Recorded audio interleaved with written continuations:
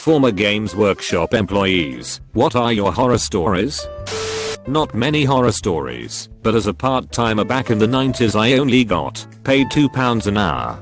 Still I'd probably have just hung out there and not get paid if I didn't have a job. My favorite was the area manager going to visit a nearby store and some kid walking down the road with a newly released Army's boxed set, retailed at over £100. The manager says to the kid as he passes by, "You just nick that then?" as a bit of a joke, and the kid says yeah and smiles. The manager then walks into the store and congratulates them on the sale, to which they realize that the kid has just walked into the store, picked it up, and walked out with it, and no one noticed. Every store in the area had to store them behind the counter from then on.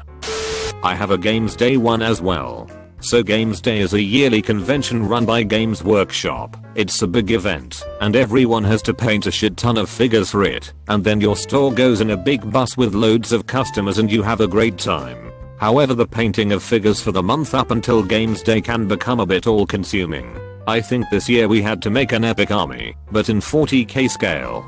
So there's some regulars and some staff sat around a table, chatting away and painting. I want to say squat mole mortars, although I can't be too sure on the details. Anyway, the banter gets a bit personal and eventually crosses a line. We don't figure this out for a while, because everyone is engrossed in their painting. Whatever had been said about one guy's mother finally got to him, and he picks up a scalpel off the table and calmly stabs it into the thigh of the person who made the offending comment. Silence reigns. No one moves. The scalpel is twanging back and forth, and we all look between it and the faces of the two individuals involved. Nothing is said. Calmly the stabbed party removes the offending scalpel. We resume painting, and the manager decides to call an ambulance. However, the stabbed person's objects and says if he has to go to casualty he wants a pint first. We end up having several pints, and if memory serves, we never bothered to go to casualty in the end. I had a friend who worked at one in Toronto. He said Robin Williams came into the store one day in a hurry. My friend said he was jittery and couldn't slow down enough to actually look around the store. He rushed up to the counter and talked to one of the other guys there and asked how much for one of the painted armies in the case. The guy was starstruck and said, "Oh sorry, those aren't for sale," which they aren't for regular people. Robin thanked him and ran out. Later he told the manager this amazing story. The manager was livid that he didn't sell Robin Williams a full painted army for a few $1,000s. Not an employee, but frequently played games at a GW store. Finally got the store to ban a guy for smelling bad. People would often complain that the store stinks, smells like sweat and body odor. It wasn't the store, it was just that one guy. Don't feel sorry for him either. He was only somewhat overweight, not autistic or socially troubled, not poor or anything, just a nasty and greasy jerk of a guy. We confronted him about it twice, and he didn't seem to care. Just deal with it, he says. Hate to exclude people, but it's turning away customers and giving the store a bad reputation. Ooh, just recalled one where we had to ban a kid for nicking a dreadnought. They were metal beasts back then, and the squared and blocky design was still new. Kid came in with one day and was showing it off to all the other kids, really excited about it. But we hadn't sold one in weeks, and there was one missing from the shelves. And the one he was showing off was really badly put together, like a real rush job, and covered in the most horrible and basic single color coat of paint. He was trying to say he'd got it ages ago, but had never mentioned it previously. Something like those were always the pride of anyone's collection, and was now suddenly really excited to have one. Eventually he caved and admitted he had taken it. Month-long ban straight away. Obligatory, not an employee, but I know a few. This was early zeros. One guy worked a major store for years. The same young kid came in with his mom every week for months and bought some Space Marines. Never a lot, but a tactical squad here, a dreadnought there. Since he was effectively a regular, and hey, nag factor sells boxes, staffer tries to engage with him and mum a lot. Your army must be getting pretty big now. How many points are you doing? Just 2,000. Confusioner's kid has bought way over 2,000 points of Marines. Stuff keeps dying. And then it hit the guy. No word of a lie. The kid thought that when something died in the game you had to throw it away. Also, the usual non-horror tales of how staff discount used to be 10,000 point or metal igamis with every squad in chimeras for pounds 100 etc.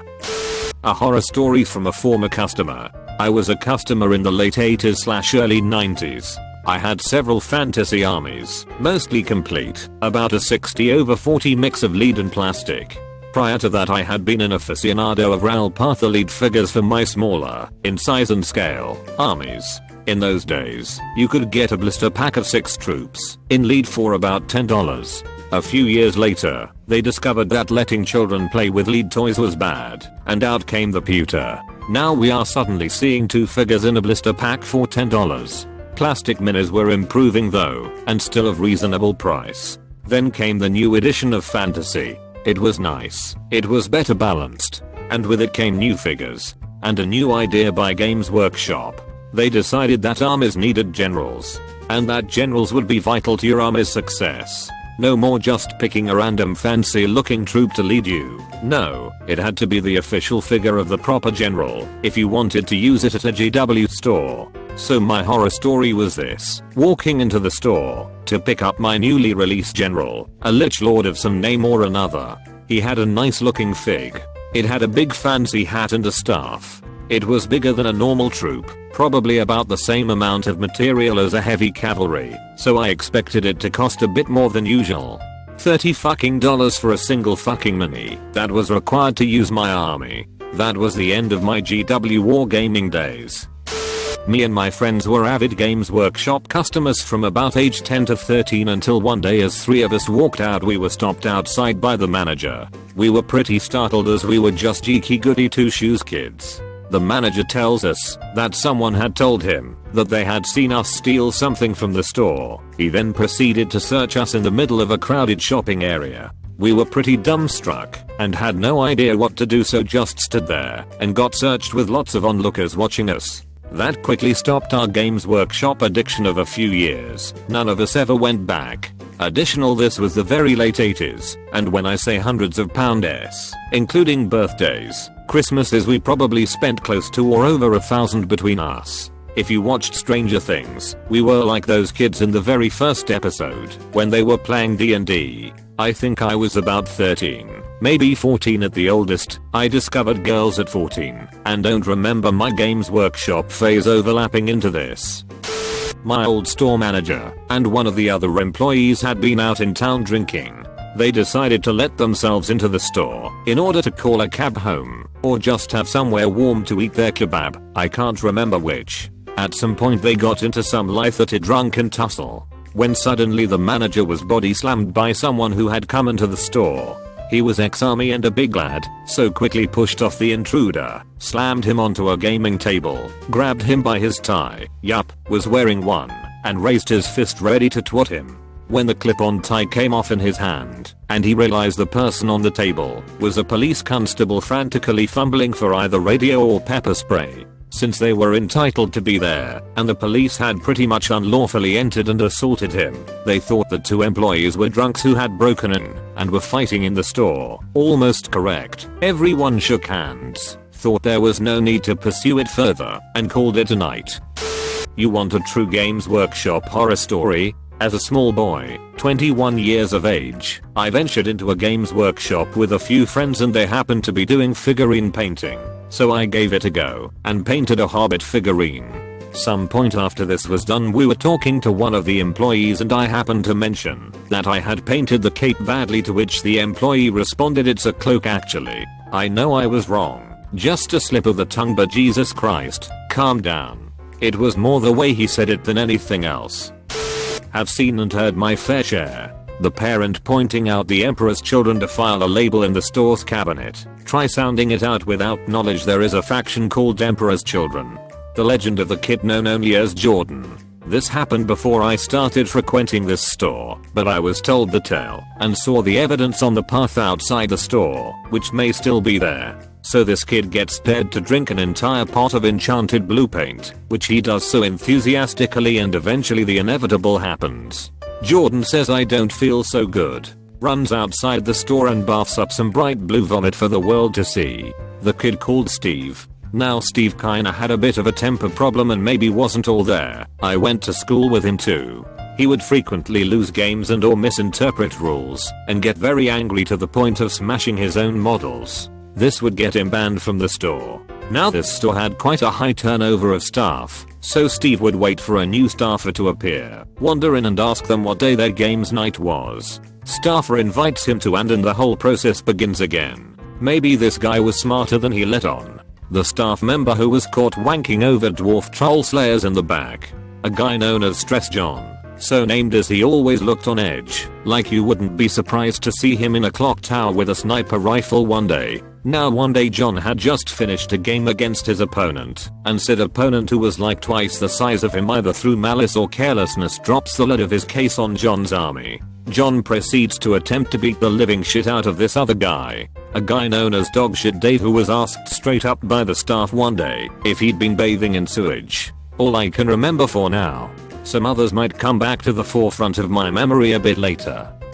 Not a customer related one, but a staff related one. Worked there for a few months about 20 years ago. Whoa, okay, now I feel old. GW had the place being run by one full-time member of staff with no relief who was so crazy busy trying to keep it open that he hadn't had time to find a home since moving to the area to run the store and was sleeping in the back room in a sleeping bag, washing in the sink.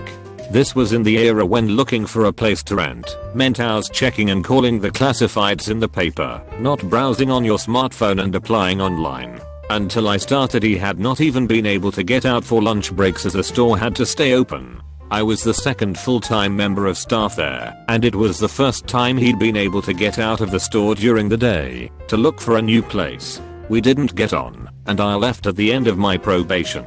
Just a personality conflict, though the job was alright. Looking back I can understand how his temper was short. He must have been going spare. I worked as a red shirt for a GW in the USA during the mid 2000s. I was pretty young, it was my first job, but damn if I didn't love that discount. 60% on in-store items, 80% on bits. I made quite a few very custom, expensive armies while I worked there. Horror stories 1. My store was in a mall so there was quite a bit of traffic through the area. I recall there being a pretty big guy that came in dressed in what seemed to be some gang attire at the time. The mall wasn't in the best area. He seemed off. Way too off. Gang dude has a smirk on his face the whole time as he acts interested in Warhammer Fantasy and has me run him through an intro game. He's giggling the whole time, like he's hiding something. The guy was very obviously trying to pull something as he was trolley throughout the intro game. We finish the intro, and I brush off the experience. Afterwards I go back to painting some of the army projects our manager had us working on. Suddenly I begin to smell shit throughout the store, the really fresh, hot, probably ate Taco Bell kind. I walk over to where the gang dude had been standing and see that he had smeared, hopefully, dog crap all over the footrest of the gaming table. I lost a little faith in humanity after that one. I had to clean the crap by myself as it was a one-man operation for that store on a Friday night. 2. GW is known to have ex-military employees and they usually end up working the retail stores as managers. This was my manager at the time. He was an alright guy, but my god did he have a short temper. He comes into the store maybe an hour after open and goes straight to our back room. He shouts something about the terrain being messy and how we are fuck-ups with the terrain in the back. I barely hear this, but I can make out what he's yelling from the back of the store. Thank god no customers were there, because he then starts to reorganize the terrain very loudly. By reorganize, I mean throw the ultimate man baby tantrum. I've never seen a full grown adult, let alone ex-military, pull a scene of this scale. Manager yanks every piece of terrain down from the shelves, about to 10-foot walls of shelves, each 10 foot long, so a lot of terrain, and starts throwing them to the other side of the room. He's literally throwing orc fortresses, huts, custom buildings, Kents, you name it, he's throwing it. They're starting to pile up as he's reorganizing the terrain, because we didn't do it right. I'm sure we threw out about 70% of the custom terrain in the back, because it was smashed beyond recognition. We had to clean up a lot of that mess, because he took off from the store not long after. We spent the next few months making new terrain. I had to laugh when maybe a week later his truck's tailgate was stolen. It definitely wasn't right to laugh, but I couldn't stop chuckling at the thought of someone sitting there in a mall parking lot wrenching on this dweeby truck's tailgate. The karma was perfect. Was a customer. Not so much a horror story, but a tale about how I kinda got the staff in trouble due to my workarounds for GW's absurd pricing. About 15 years ago when the new Imperial Guard plastics came out, they were selling heavy weapon squads for about £20. That box gave you 3 heavy weapons. For context, my army had 4 to 5 weapon squads plus a weapon in every regular squad, so that got expensive fast. The box contained 3 bases, 6 troops, 3 tripods, some other fluff bits, and then 3 of each heavy weapon, 15 total. I was crafty. Bought a pack of large round bases and dug out my spare parts box for figures. Mounted the 3 LAS cannons on the included tripods and bases with a single figure each. Mounted the 3 heavy bolters on the included sandbags, and with an included figure, on my own bases. Did the same with the 3 auto cannons, but chopped up my own figure, to make him lie down to use the gun. The mortars I just mounted to regular figure bases. The missile launchers fit on a regular spare figure. All 15 weapons accounted for from one box. Some of the staff thought this was hilarious. Then they got a barlicking from the manager, because whilst they push the whole conversion and creativity thing, it's totally unethical to encourage people to spend £21.50 instead of £100. I miss 40k so bad, but goddamn do I not miss GW. I worked at the corporate HQ in Nottingham. Highlights were a shit-covered dildo being found in the women's toilets, a factory worker falling down a chute which dispensed the foam inserts for the blister packs, a black lad getting sacked because he smelled of weed. Turned out it was his hair gel. My mate getting a blowjob from a cleaner during Bugman's free beer afternoon. The unfolding horror of how little their stuff cost to produce vs how much it sold for. The amount of stuff we got for free. We'd buy it through the staff shop and they'd never ring it through. The Mormon Mafia which used to run the place.